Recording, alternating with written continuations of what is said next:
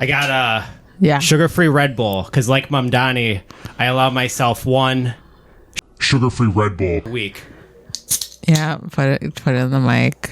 We're all so. What's with this gimmick? Why do you care about it so much? Well, mamdani's a Muslim, so I think his point is that like I can rule because I'm able to restrain myself. I can limit myself. Yes, discipline. I can limit myself to one sugar-free Red Bull a week. And Ramadan is coming up. I get that.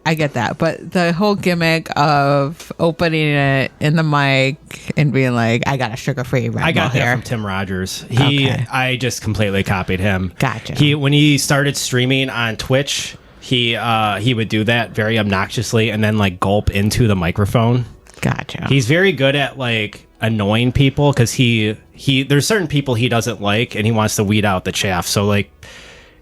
All right, people, all right. yeah, So, ride or die. Anyway, so this episode's gonna be like, I don't know, like I feel like people are gonna be talking about this like 20 or 30 years down the line. I don't know if this is gonna be a banger or a bop. Is there a difference between a banger and a bop? Well, we've talked about this, and I shared my opinion. A bop is something that's like, for me, I don't know what the true internet definition is, but a bop for me is something that I like. Oh, that's a bop. I like it, you know. Oh, yeah, it's a bop. A banger is like, yeah, you really, really, yeah, you feel it. Did you say bop or banger? I think banger. Did you say bop twice?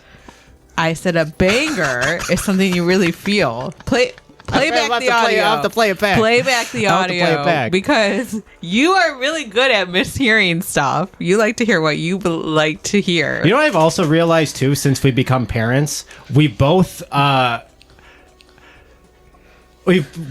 become unconsciously a lot more. Because we're so like sleep deprived, we're gaslighting all the time. So we'll be talking to each other, and then the other person will receive the information, be like, "Wait, is that what they actually said, or did they say something else?" And I'm mishearing it, and I'm misrepresenting my own reality. Yeah. I think there is a lot of mishearing in on my end. Yeah, and like but and then the double down on your mishearing is just sometimes it's crazy when you double down on the mishearing. When I know what I said, I know what I said. I don't know about that, but I do know I have been I have days where I'm more reactive than others. You'll say, "Oh, you're like a bear today," because I called you so you've been insulting me. Yes, insulting you. Yeah. We've been insulting each other. Okay, but how have apparently I been insulting you? You were insulting me more when, I don't know why I said insulting like that. Insulting. I feel like you were insulting me more when you were pregnant, and I was very sensitive at the time. But I've come through the other side of that, so now I feel like I have a very thick skin. Okay. And I feel like now that you're where you're at, which is 9-ish, 10 months post pregnancy. Yeah, it's 9 postpartum. Now you think I'm being too harsh, and now like the sensitivity, you say you're carrying more sensitivity now. Yeah, I'm more sensitive and probably more emotional from the hormones. And so your insults, just imagine. Could you imagine though the insults that you hurled at me actually saying those same things to you? Could you ever recover? Yeah, you've called me incompetent before. Incompetent? Yeah, you've told me multiple times. I remember we were at Easter Market one time. It's a outdoor market in Detroit. I think I was tired or something. I was being a bitch, and you said I was weaponizing my incompetence. Well, that is something different. How is that different? Saying you're an incompetent father. Would I ever tell you? Okay, well, I did not call you an incompetent mother. Yes, you did. Let me lay down the context, No. okay? We were in the middle of dinner, which is very challenging right now because we're in the middle of like reconstructing our kitchen, and the kitchen is a whole thing. That, so dinner nothing time. To do with that. Can I finish my thought, and then I'll let you talk. We were having dinner, and I was on a day where I was up at 4:30 in the morning, and when I was excuses. I already said I was reactive. I was being a bear. You called me a bear. I'll say I was an asshole. So I was not in the best of moods. I asked you multiple times because No. the baby Not multiple was times. very He very can't fussy. stand when the baby whines I- for more than, I don't know, a couple minutes. So when the baby whines more than a couple minutes, he's like, "Ah, get her out, get her out, get her out." And Yes, I am take autistic, my but this time. is beyond. I take my Can time I finish getting mine her and then you out. can go? Okay. Can I finish mine? I mean, Can I finish and what's the mine? Can I point? finish What's the mine? point of this? Can I finish mine? What are we gonna? What's the point of this? Why are we doing this? To On hopefully mic. reach some kind of understanding. Okay. I love you. I love you and my daughter and our family, and I want I wish nothing but the best for all three of us. Moving on. Anyway, this is a safe space. I was annoyed because you said you were going. I asked you because we have to figure out right now, okay, who's going to eat first? We cannot eat both at the same time right now because we feed the baby first while we're cooking our dinner. So then she gets bored in her high chair. that's so the problem. you said, go ahead. Can I finish? I said, who wants to eat first? You said, go ahead and eat. So I start eating and you go. This is a 9-month-old baby, by the way, and up until 1 year old, food is just supposed to be for play, not for like serious. We're trying to get There's the baby too in the much foods. context. So, This is so my boring. wife, so Sophia is very obsessed right now. She's taking the food thing What very is this? seriously. Can I finish? Can Okay. I finish? So the baby's bored. like, the baby's very agitated, and I'm trying to eat, and I bit my lip 3 times, the same spot 3 times in a row, because I was trying to eat so fast so I could take over and carry her because you said you were going to watch her, but then you went and you concocted peas or something because you're obsessed with trying to get her to eat savory food. So I said, yeah, I'm I trying said to you're get her to being eat incompetent. food. I didn't say you're an incompetent mother. I said in that instance, in that situation, in that you scenario, called you me were an being incompetent mother. I did not. You said you the ever go with the words gaslighting again? I incompetent. did No, not you say said incompetent incompetent mother. I did not say incompetent mother. Yeah, you did. All right. Well, go ahead. You have the floor. Because you apologized for calling me a competent mother last night. You said it. I did not. I apologize for calling you incompetent in that moment. Anyway, this is getting nowhere because this is where it's always at. Like, we mishear or whatever, and we think our actions are, I guess, not as, we see our actions in a different light than each other. And point is, it's over. We're done with. There's no need to talk about it. I forgot to play the Balatro footage. That's what I was wondering. I'm like, what are we doing here Okay, if keep we're not talking, playing the keep Balatro footage? This should be cut out, the first. No, this is good. No, it's not. Really It's not Okay, good. okay. Well, if it's not good, we can cut it.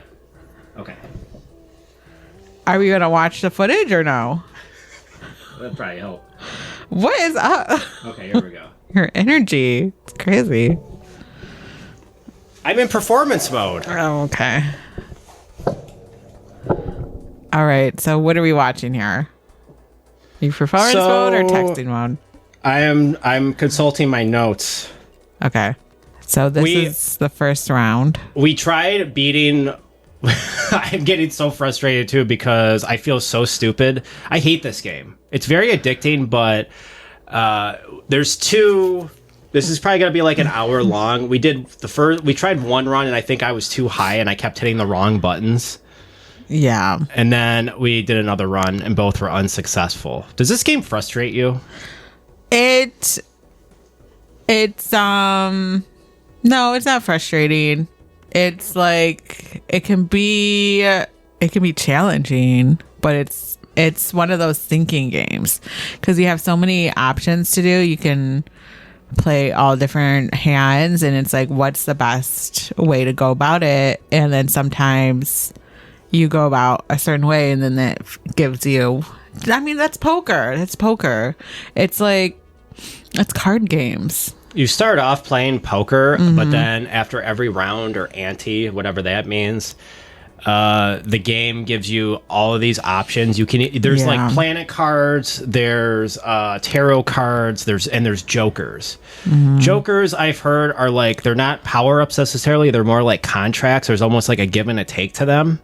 And I feel like usually when we try to stack too many jokers, that's when our run kind of like falls apart. No, I feel like the more jokers we have, it depends on the jokers. The jokers are really good. They can be really beneficial and they can multiply your score a ton.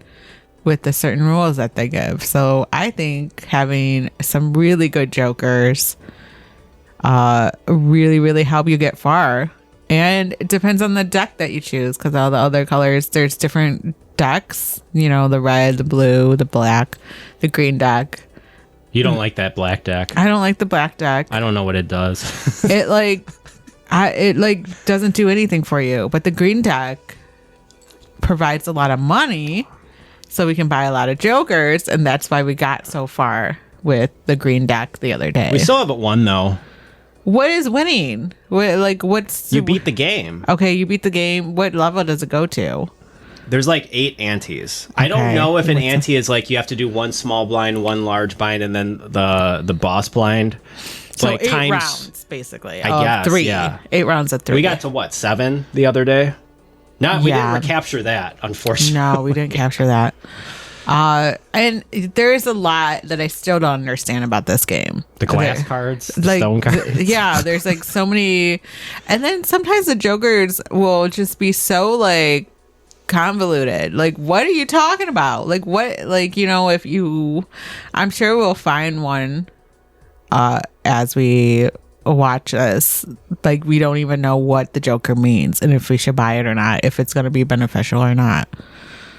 But we did one round where we got pretty far, and all we kept playing were like a pair or 2 pairs. 2 pairs. But we had a joker that pretty much multiplied every time you did a great multiplier every time you played the 2 pair or like a 4 cards or something like that. This game makes me so angry though. When we got to like the 7th ante, I think it was last night, and we lost by like 1,000 chips, which is close because we were at like 40,000 or whatever. It was 10,000. Was it 10,000? So we were at 30,000 and it was 40,000.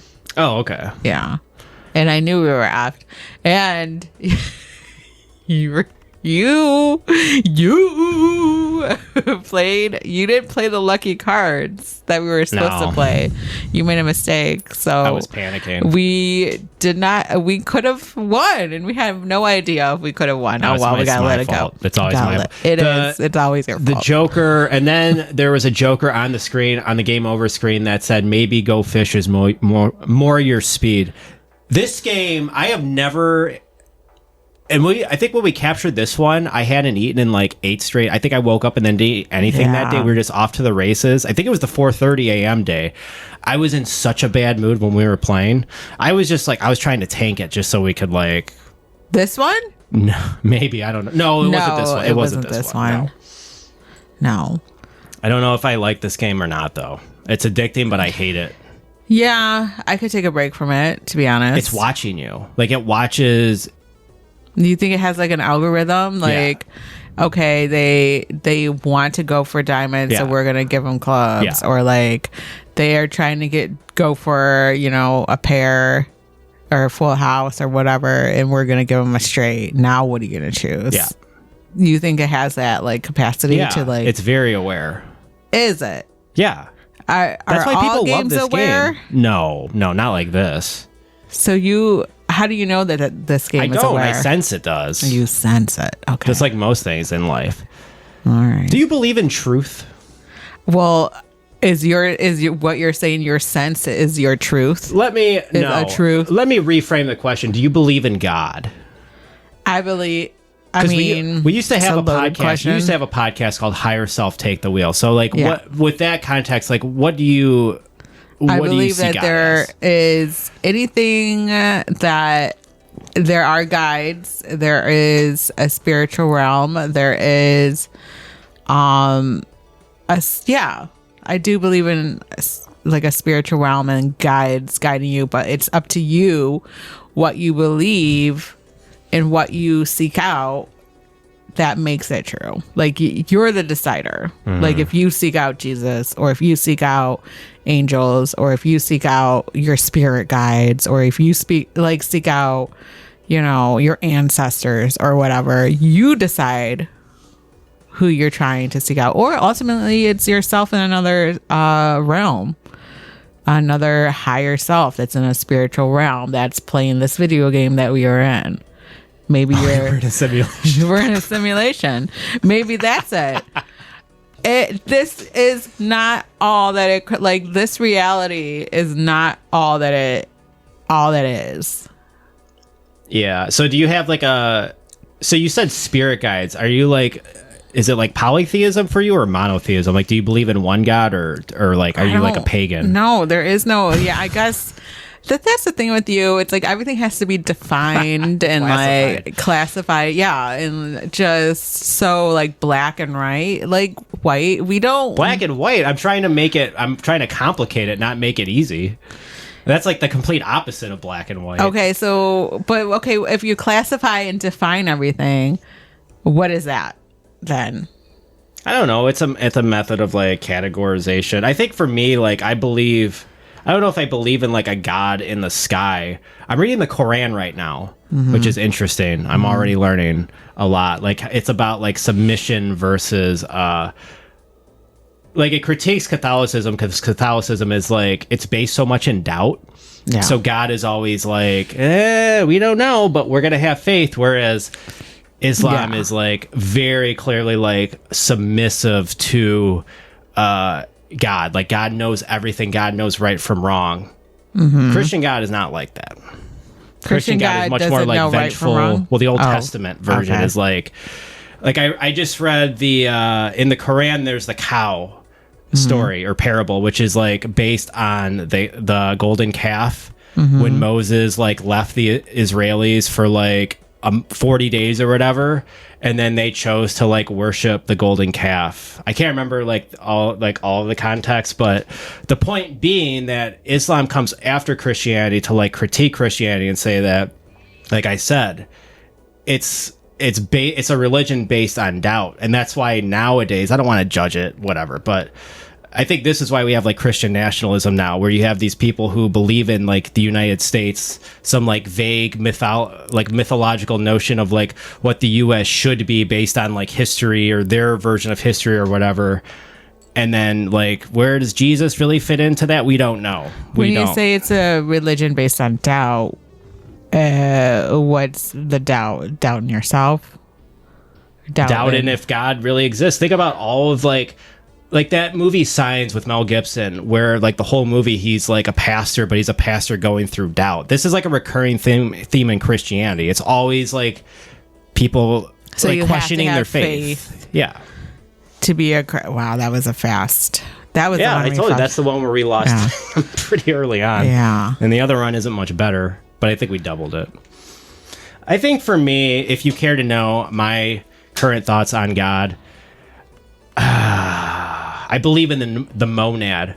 I feel like you're either, which is source energy. So either you're closer to the monad, which is when you're loving in fear and like you would say your higher self.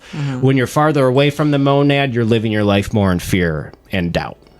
So when we had our child, I feel like that kind of willed me closer to the monad, because when I quit my real job 5-6 years ago, that was a huge hit to my self-esteem, and for years I would say I stopped believing in myself, and I would let people walk all over me, including my friends, including my family, even sometimes you.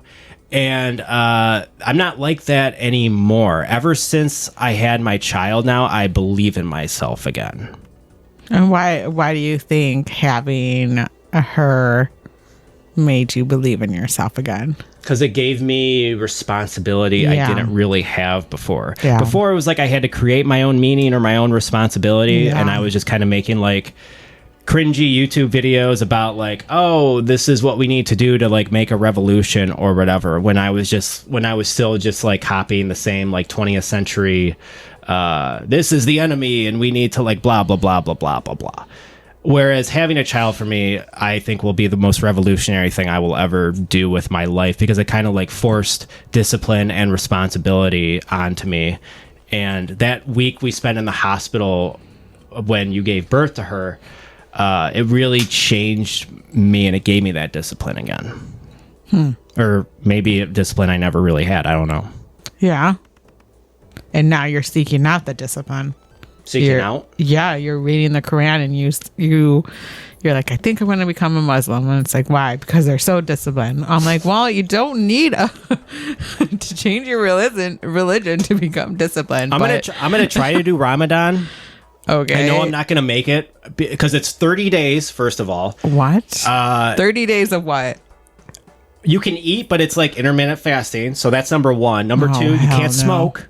Number three, you can't. There's like a bunch of things you can't do. When you don't eat, your mood is the ultimate worst. When you're hungry, like if you're in any position of discomfort, hungry, your foot hurts, you don't got enough sleep. My foot hurts. What's that one? That's the one you do. Oh yeah, because I'm bouncing our daughter all the time to sleep. You sprained it walking the other day, or like I don't know. Maybe that aggravated it. I have some kind of sprain or bruise right now.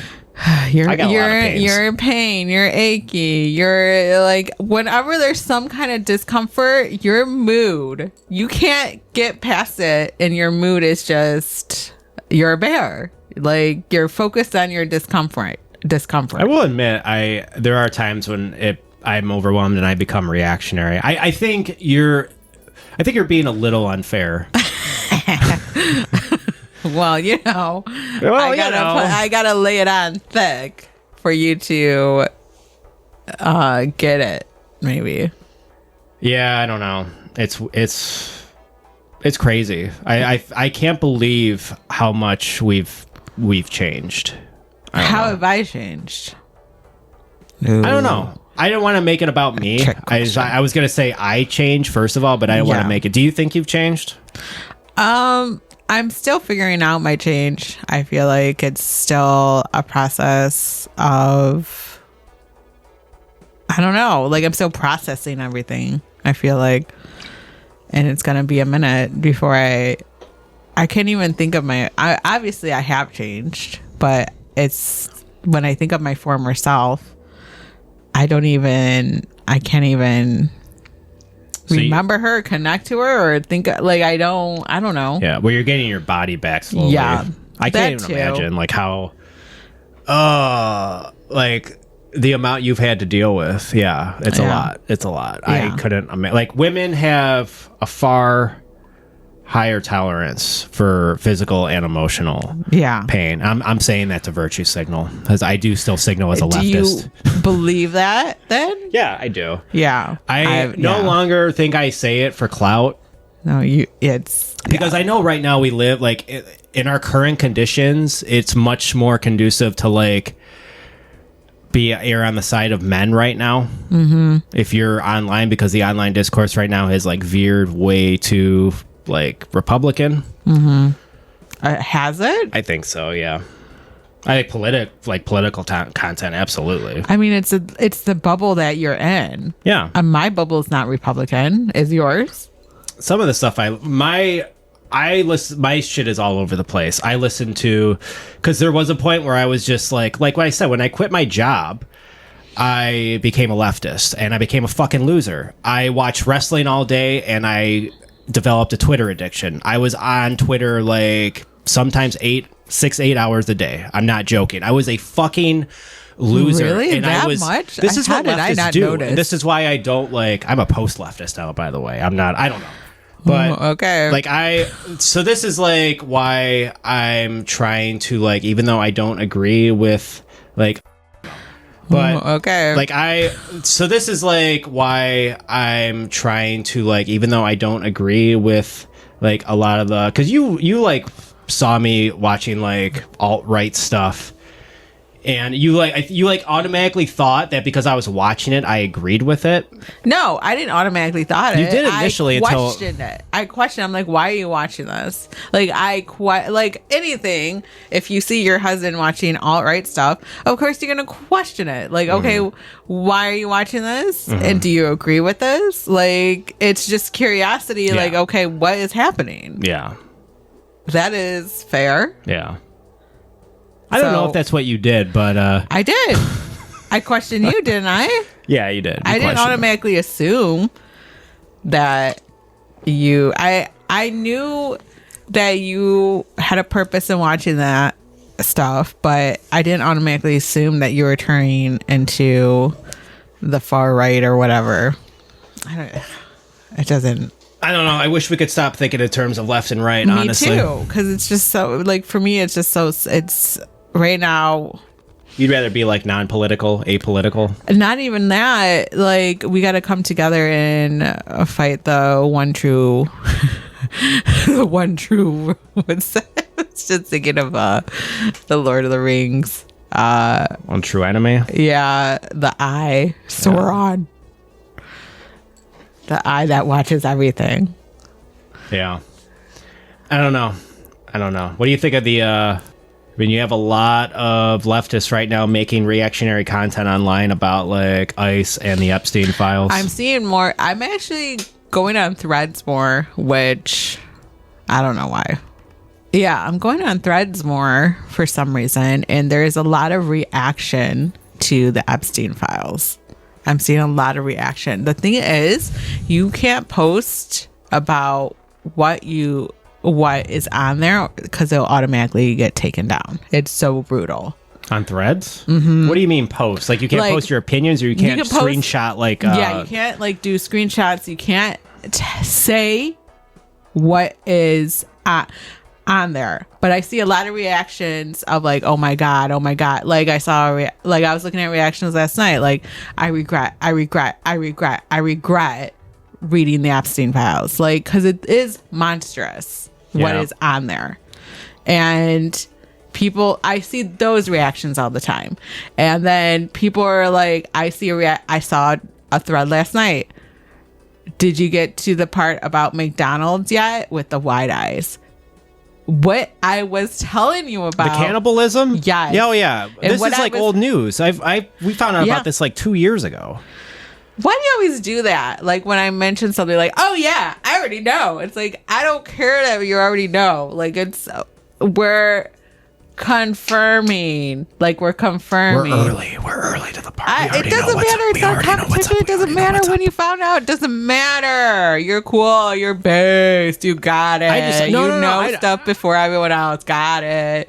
But what's that? I just don't want people to be like reading this stuff obsessively and then feeling powerless and then acting powerless, because that's how I used that's because I had my Epstein file moment when because when I was, like I said, I used to be obsessed with pro wrestling when the whole Vince McMahon stuff came out, which blah blah blah.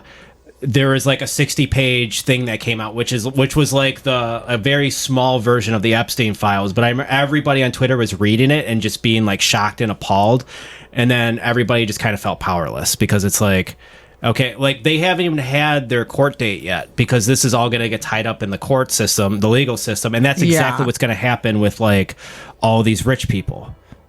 Because they have the money to afford, like, this is just going to be like played out in courts, and nobody's going to get the justice they think they're going to get. Like, I get why women are so angry right now, and you should be fucking like pissed off. But it's like, where do we put that energy towards then? Yeah. I know. Well, I get the point of like, you don't want to read into it and go to the depths of despair and like just feel, if anything, the anger should be turned into fuel to, I don't know, figure out how we can start a change. If you know what I mean, or like start. I think millennials are paralyzed though, because we're stuck in like the 90s. We've had this conversation with people before where it's like we make fun of other decades. We're like, oh, I'm so sick of the 80s, Stranger Things, da da da da da da. But the 90s, that's our generation. That's the decade. We can keep everything from the 90s. So I feel like millennials are still like we're stuck in the 90s. We're still not just stuck in the 90s, but like we're trapped in like our nostalgia, our yearning for the past. You asked me earlier why sugar-free Red Bull, why do I drink Coke Zero? It's because it reminds me of being a child when I could sit in front of the TV all day, play video games, and chug a full-bodied Coke. I can't do that anymore because now I'm an adult with responsibilities. I could chug a bunch of like sugary Coke all day, but I would become fat and extremely unproductive. So this is a way to like simulate that nostalgia, but with like a watered down version of it. I see that. But also, can't you just enjoy a Red Bull because of the taste? Like, not everything has to have crazy meaning of like nostalgia and like. I still enjoy the taste, but it's not that sugary. Like, my point is, like, millennials are still reliving the past constantly. Gotcha. It's a cope. I see. Yeah, that can be true with collecting stuff from the past because I'm into vintage and, old stuff. So I do like collecting. It's like nostalgia, and I like a good collection. I just like collecting stuff too, but we all have our coping mechanisms. And what do you think of Gen Z kind of opting out of working? Like, they're so fed up with. I saw this on Alana Glazer's podcast. Alana Glazer is from Broad City. Oh yeah, you reposted it. Yeah. So millennials, I think, are still stuck in, I need to work. I mean, this is the perfect example of Disney adults. I work my shitty, meaningless corporate office job. I stare at a screen 40 to 60 to 80 hours a week so I can look forward to going to Disney World with my family once or twice a year. I think that is the perfect example of like millennial cope and just like... but I'm seeing more and more... That might used to be the case. That might be even a generation higher than us. I see more and more videos of millennials being like, I don't want to do a job. I don't want to do anything. I feel like millennials are now taking the same approach that Generation Z is taking. I've seen many, many videos of people just saying, I don't want to work. I don't want to, we've been lied to. But they're still working. No. They're saying on social media for clout, I don't want to work anymore, but they're still working. How do you know that? I don't know. You're just assuming that. Yeah. Do you know you're just assuming what you're saying too. So like we're all just positing based on assumptions, speculations. You know what this conversation reminds me of? Hassan Piker did a interview with Piers Morgan, and they were just like talking past each other. It was about Israel Palestine. I probably gotta bleep that out. And at one point in the interview, this is when Hassan lost. He admitted that he goes, "We're both propagandists here. We both are spewing different types of propaganda." And Piers was like, no. I'm not a propagandist. You're the propagandist. And then at that point, it's like, okay, what the fuck can Hassan say? So I feel like because I'm always criticizing myself and I'm trying to be self-aware and self-deprecating, I'll like concede a point, be like, yeah, I was reactionary there. I fucked up. But I like people in my life, I don't feel like do that. I'll do that, but nobody else will. Maybe not everybody else. Now I'm acting self-righteous, but with us, we have this argument all the time where I feel like you can never self-reflect. Be like, I don't self-reflect. I don't self-reflect. With me, you never say to me that I was being ridiculous in this situation. Do you?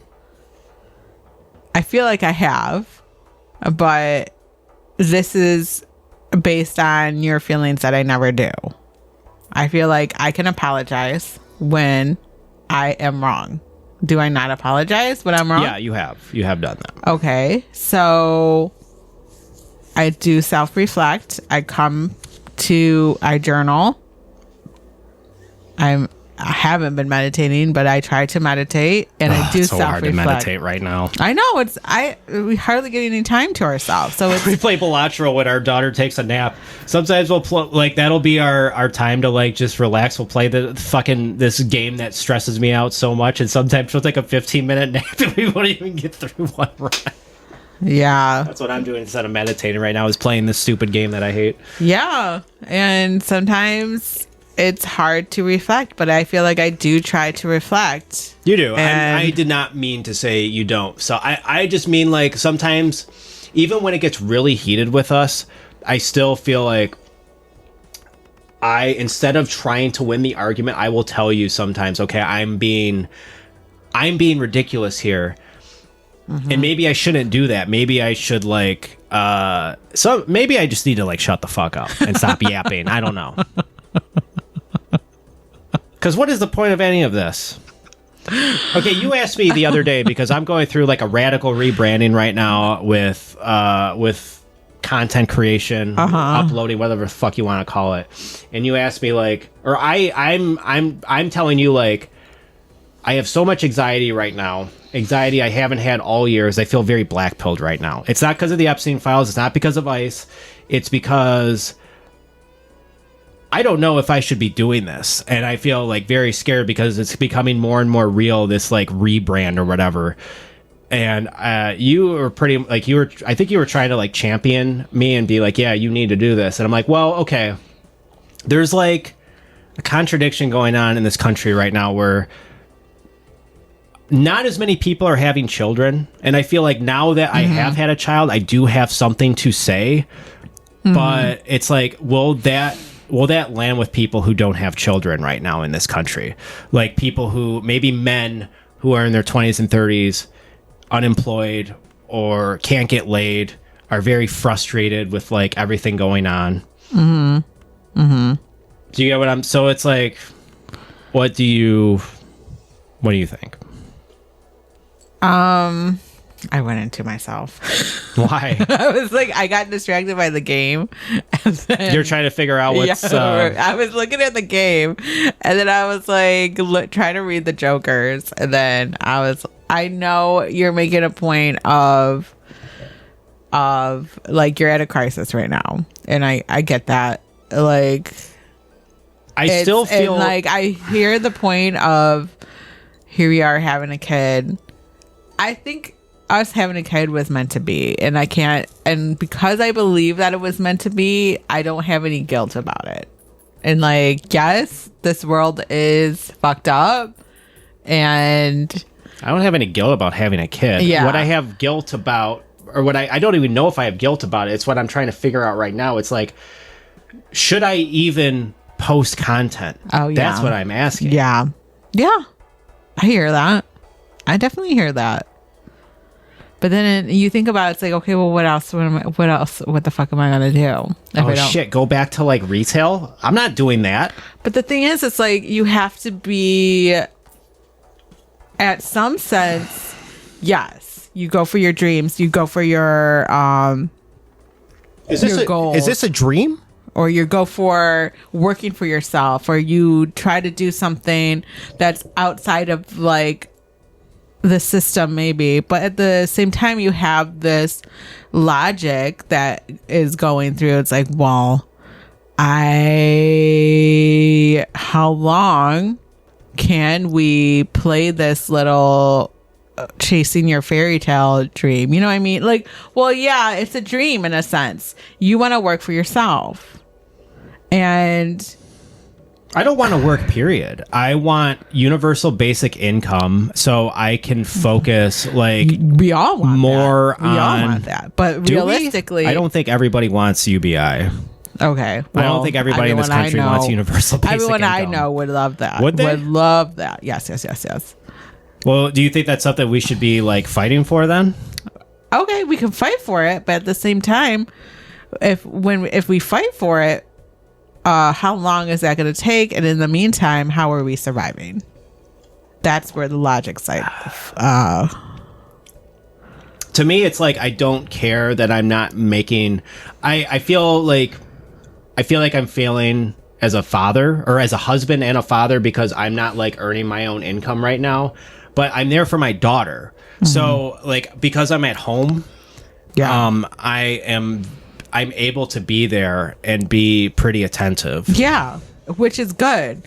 But I also would argue us being at home and you being at home and we're all together all the time, it creates cabin fever. Oh, yeah, and for sure. You need to get out and maybe doing something else with your time. Oh, to get money? To earn money? To earn a wage? Maybe. You want me to get a real job again? I mean, that's never been off the table. Yeah, I hear that. And it could be beneficial for your mental to do something. I think my mental health is like pretty, I think I'm pretty okay right now. Yeah, like I'm going through like a huge identity crisis right now. Maybe I am going through a midlife crisis, or maybe I'm just like done with putting up with people's bullshit. I've been looking like, have you ever heard like the concept triangulation? Mm-hmm. Where it's like we can give various examples, but I'll keep it very vague. It's like when you're the third person in a group and the other two people kind of like play off that third person's energy, and they're kind of like a manager of the other two persons, like feelings, emotions, whatever. I used to do that because I'm very good at like managing other people's emotions. I don't know why. Maybe because I worked in customer service for a decade. But I took myself out of that role, and I realized that once I took myself out of that role, like everybody in my life, like the relationships kind of like destabilized for a minute. And then I feel like they're like restabilizing again. Some people are just gone, and then the people like who have to stay, it's kind of like restabilizing now. So I feel like I've gone through like a shift where, because now I believe in myself and I'm so busy with my daughter, and like I know what's important to me now, I don't have time to like tolerate other people's bullshit anymore. That's good. I mean, we all have to put up boundaries of what,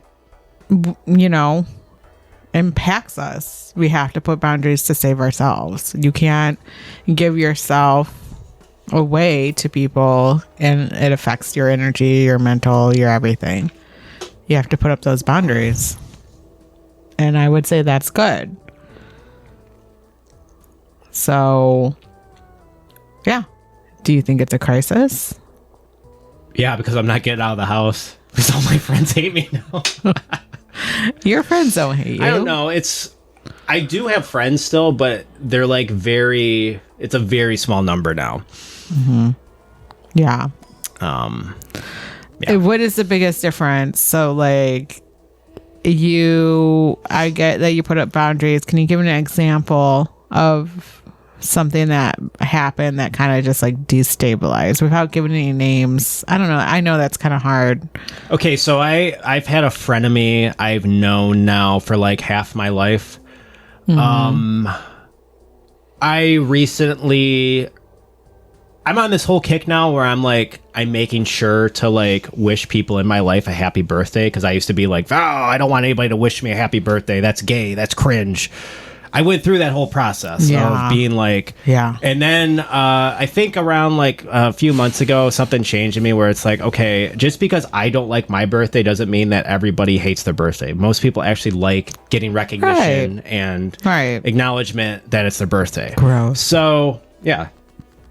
And so I wish this friend of me a happy birthday. Just best intentions. Wasn't expecting anything back. Just like, hey, happy birthday. And it became so they responded back, we thank you, and then we kind of like updated each other very briefly on our lives. And I mentioned how fatherhood was going for me, and how I had like I have like aches and pains, and just hoping to leave it at that. And this person, I don't know if it's like their girlfriend or them or both of them, but they have an acupuncture business, and they invited me to get an acupuncture treatment because my aches and pains. Yeah. And I said, well, I'm broker than a joke right now, but I would love to, but I'm broker than a joke. Because I have there's a lot of baggage history with this person. So I was like, okay, thank you, but no thank you. That was my intention. Right. And they responded back, you're among friends and family. So I said back, well, how can I say no to that? Yeah. And then a couple of days pass, and then I don't have to. Do you want to hear the whole story? The point is, where did you put up your boundary? Is my question, and then destabilize. That was the question. Okay, I put up my boundaries because a couple days later they mentioned how last year I posted myself at a rock concert, a band that we are both into, but since we're not in each other's lives anymore, I posted that I went to a rock show of this band that we both liked, and then they responded saying, I wish you would have really told me you were going to the show. Yeah. So they brought it up again very recently, and then they said, almost like in a managerial tone, like they were talking down on. That's down to me. That's how it felt like. It seems like we're at a point now where we could just go to a show and not show it off to other people. We're just there for it in the moment. And I responded back like, yeah, it's very cringe to post yourself being at a show.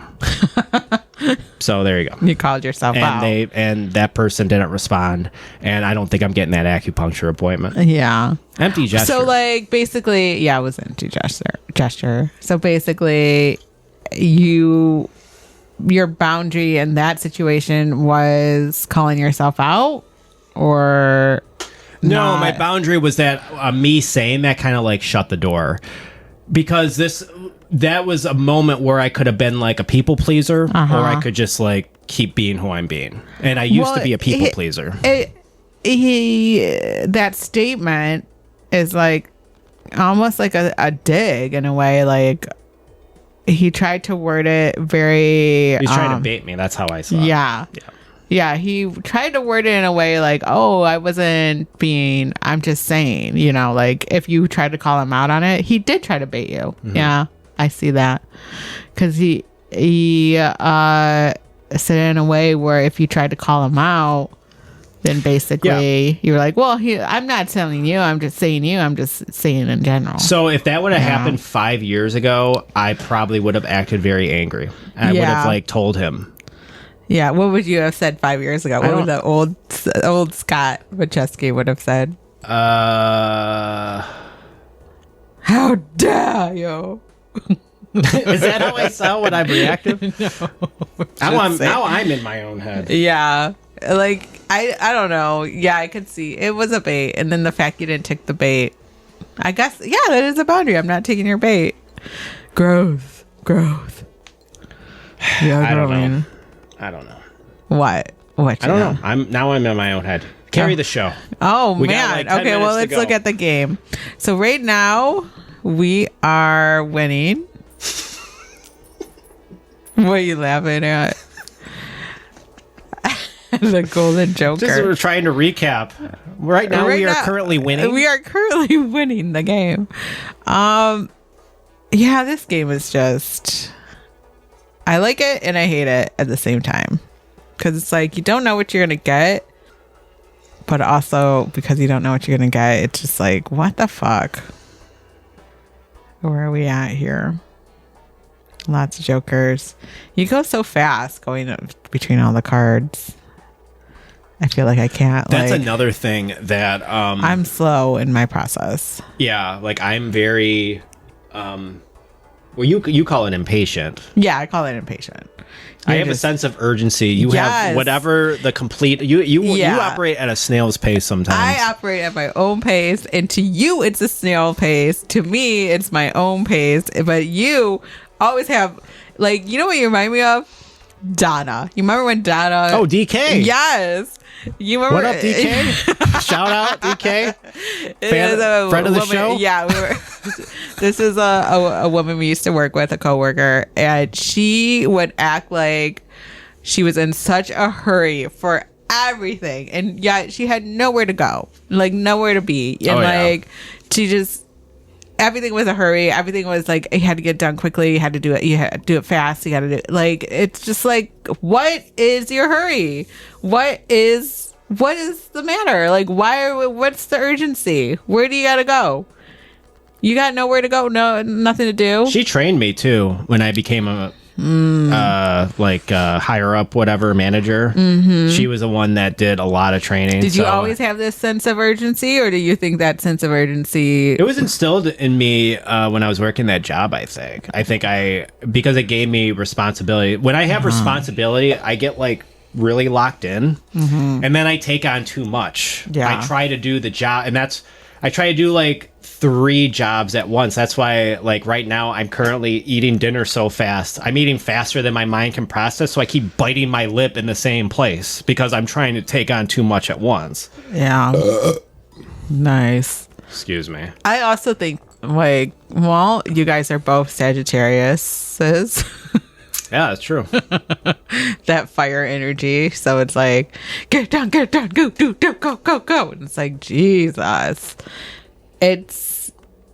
Can be me at my own pace. It can be tiring and I do see it as impatient. That's all. Yeah, it can. I get that. It can definitely be impatient at times. Yeah. Yeah. So We're also very reliable though. You know. yeah, you are reliable to get things done, and it does shock me how sometimes it does get done so fast.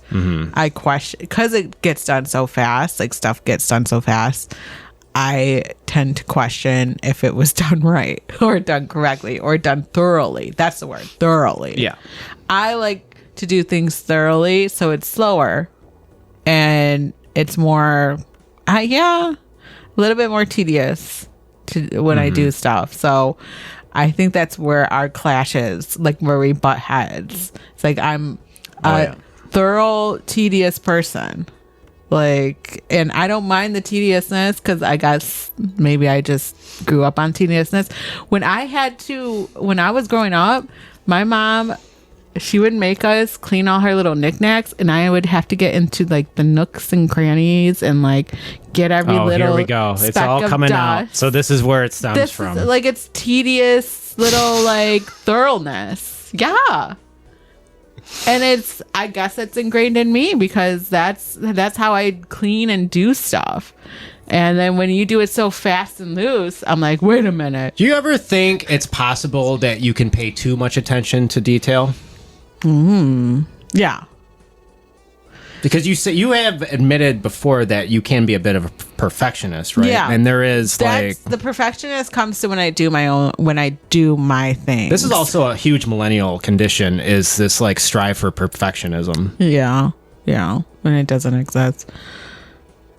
Being perfect, it doesn't exist. No, we're not gods. No. Yeah. Perfection. Yeah. That's definitely something in me that I have. And when I was obsessed with my work, there was perfectionism in there or whatever. You also say you have like you like to teach. I don't know if you have the teacher gene, but like I do have like a lecturer gene. authoritative lecturer. This is how you do things. It's like it's my dad's side. Like, this is how you do things correctly, and this is how you do it. Like, it is. I can see how I could be like a freaking, I don't know, like know-it-all. Yeah. Yeah. Shout out to your dad, by the way, who is the only reason we're able to do this right now is because he's upstairs watching the baby. Our daughter. Yeah. Yeah. But there is a authoritative lecturer, know-it-all on that side of the family. Yeah. Well, I would argue it's on both sides of the family. Both sides. Oh, dude. I got double whammy. Double whammy. I married into a double whammy of lecturer energy. That's why they're not together. You know, two of those clashing. You both can, and multiple other reasons too. Yeah. But you know.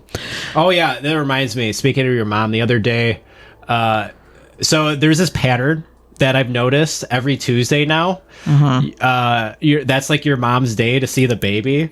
So you guys, instead of like going to her house or her coming over here, you guys have decided, okay, we're gonna go to Costco. We're gonna shop with the baby. Yeah. And then I stay here or whatever, get my alone time, whatever I get to do, which you think is me just jacking off for 3 hours. Yeah. Anyway, so every single time, same thing happens. You guys get home because you guys spend like literally 3 hours at Costco. Not 3 hours. And not that long. 2 to 3 hours. And then you get back, the baby falls asleep in the car, and then you text me. Yeah, because I think the baby's asleep. Yeah. So you text me while you and your mom and the baby is in the car waiting in the driveway. So I have to come out here. I have to come outside to grab the baby out of the back seat. And like, so this past week, I come out there and I silently open the door like I always do, and your mom goes, "Hi, Scott!" I know, so loudest fucking voice, and the baby wakes up right away.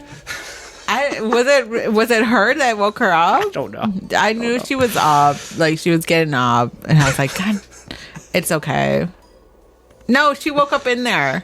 She didn't wake up right away. I don't know, like the exact point. She woke up in the house. But it was just It was hilarious. funny that she did say that. She's like, "Hi, Scott." Very loud. I was like, shh. My reaction was like I did like the Mark Norman like What's that? like I remember you just nodded like. Oh, like I said hi, but I said it like wake up the baby. The baby's asleep. You can't wake up the baby. Ooh, we're up to score at least 10,000. Well, we got 3 minutes. Okay, we're about to lose then. But yeah, I think you asked me the other day too, like, what are your intentions with creating content? And I gave you like I do intend to I do want to create like new values, whatever the fuck that means. But I also said it's because I'm obsessed with being based. I have this obsession with, and I can't believe I'm admitting this, but fuck it. We live in a reality now where it's like who cares? But I am obsessed with like how cool I come across to people. That's so cringe. Oh yeah, I know. Oh my gosh. So I don't know what do I do about that? I don't know. Like what's the obsession? Why do you think you have that obsession?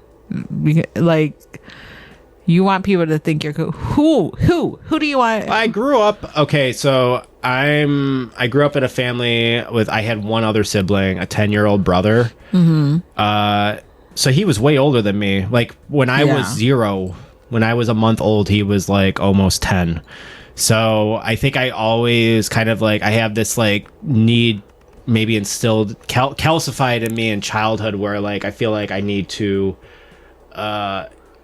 impress or surprise people by being cool. I don't know, like I feel like it's kind of come back recently because like I'm obsessed with like listening to new music created by people like in their 20s and early 30s, like people younger than me, so I'm trying to like be like ahead of the zeitgeist in a sense. And I know it's very frustrating for you because you just want to keep listening to like your same Kendrick Lamar. No, and I'm not trying at to show all. you new stuff and you're like, like sometimes I enjoy the new stuff that you play, but other times I just don't connect to it, and then I don't feel like listening to new stuff.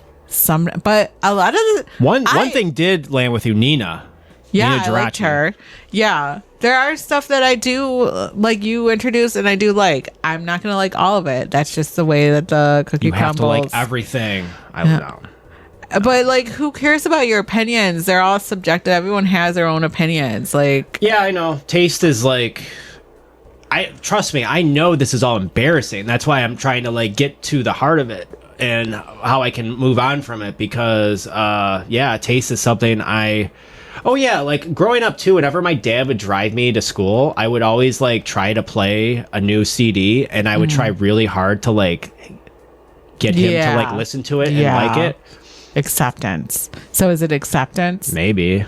I want to be accepted. But I don't feel like I am that way anymore because now I'm not. I want to be accepted by I used to. taste. Well, I used to want to be accepted by people by being a doormat. Yeah. Like that person I was talking Right. about, Acceptance, the acupuncture person. They tabled me in high school, tabling if two people table. So I don't know if he was the pusher or what, and then there's somebody behind you who like gets down. So like when they push you, you trip over them and you fall, and it's very like uncomfortable and painful and shocking.